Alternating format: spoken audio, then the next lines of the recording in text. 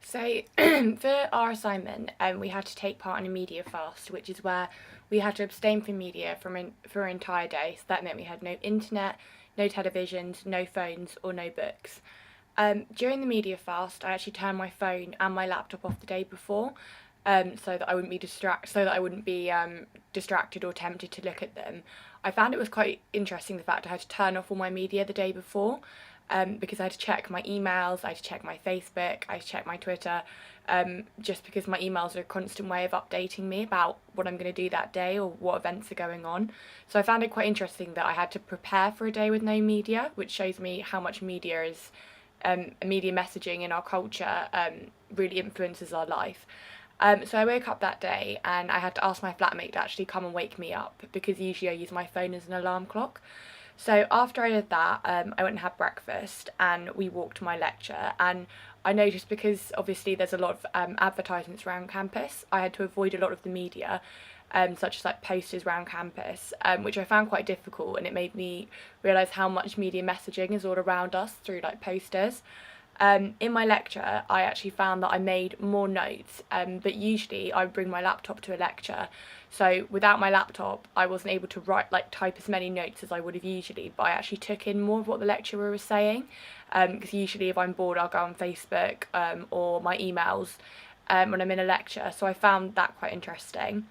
I also went to the gym that day as I felt quite bored and I thought I had nothing to do. Normally, if I'm like bored in my room, I'll go on Facebook or I'll go on my emails or I'll watch Netflix. So I felt quite bored and that there was no real activity for me to do, which made me realise how much I rely on media as a source.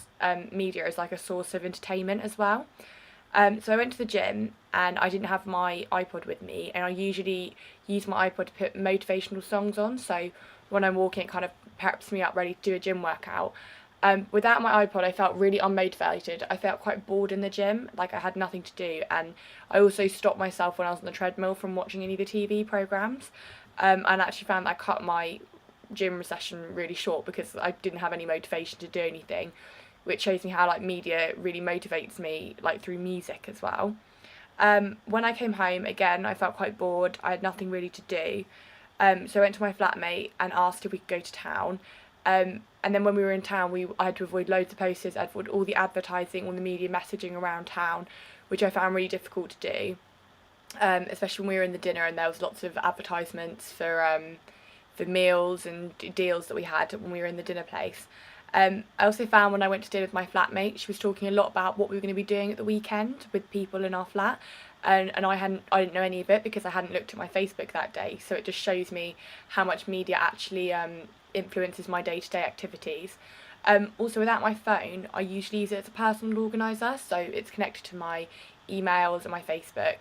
So it's normally my updates of how I do everything. So I felt quite disconnected from the rest of the world and didn't really know what I was doing that day. When we came back to the flat again, I had dinner and I felt not dinner. I had a drink, but I felt quite bored again. And in my room, I didn't really feel like there was anything to do. Like normally, I would ring my parents or friends on Skype, and because I was abstaining from media, I couldn't do that. So I found I was kind of just drawing, kind of tidying my room, doing all sorts like doing things that didn't involve media, but they were quite trivial and quite boring. And I ended up going to bed quite early because I just didn't really feel like I had anything to do that day, which just shows me how much I rely on media as like entertainment and to like preoccupy myself. Anyway, the next day I woke up for the media immersion, which was where we had to record everything and every form of media we saw that day. So I used my phone as a wake up alarm, and I felt like a sense of relief to check all my messages. I went on my Facebook, checked my updates, my emails. Um, so that was interesting to see just kind of the sense of relief I felt to have my media back in my life. When I was making my breakfast, I noticed all the packaging on the different products I was using. So my innocent smoothie bottle, I noticed all the different advertisements that were on there and packaging, like nutritional information. And then I went to my lecture and I really, really looked at all the different posters around campus and just realised how much media there is surrounding us. I took my laptop to this lecture and found that although I was able to write more notes because I was able to type it, I actually was more distracted. So I was going on Facebook, I was going on my emails. I didn't actually take in as much as what the lecture said, which I found quite interesting, showing how media can be quite a distraction in our lives. After that, I walked back to my flat and again took notice of all the media and the posters around. Um, After coming back to my flat, I went onto my Netflix to watch my TV programmes.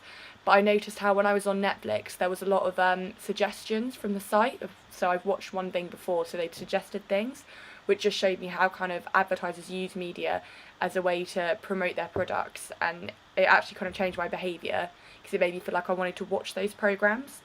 I then went to meet my seminar group, and I noticed how we all brought our laptops with us to show each other what we were doing for the project. And also a lot of us were checking our phones, going on our Facebooks whilst doing that, so we're kind of multitasking with media, which shows me how maybe media messaging could be quite a distraction.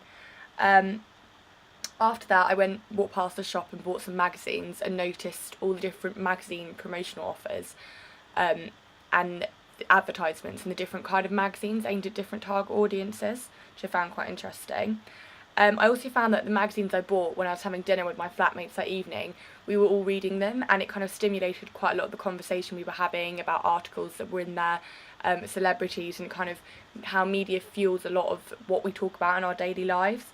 So after we had dinner, I then Skyped my family, and I felt like a relief to talk to them again. Um, it just made me feel even though I don't speak to them on a regular basis, the fact that I knew I couldn't speak to them the day before made me more grateful to speak to them the next day and made me more grateful to have my media. And after that, I just watched films on my laptop, went on YouTube, went on different things. Also, when I was on YouTube, I noticed a lot of the advertisements before you can actually watch anything, which I found quite irritating and annoying because before you can watch anything on YouTube, there's always an advertisement. Which shows me how maybe there is too much media messaging because it can be quite bombarding for you. Also, when I looked on my Facebook, there are a lot of suggested pages, such as like I was doing this around exam time, so I was revising. There are a lot of advertisements to revision tips. There were nightclub deals. Obviously, they know I'm a student, so they were advertising that sort of things to me, which I found quite interesting as well. So I did kind of that in the evening, and it just made me, from the previous evening when I went to bed earlier, I actually stayed up a lot later this evening, purely because I was just on Facebook, I was on the internet, and it just showed me how much media really does influence my life.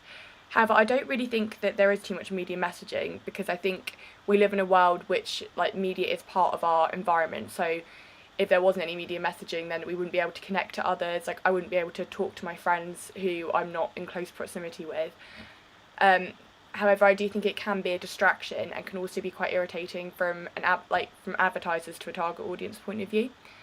But so that's what I encountered on my media fast and my media immersion.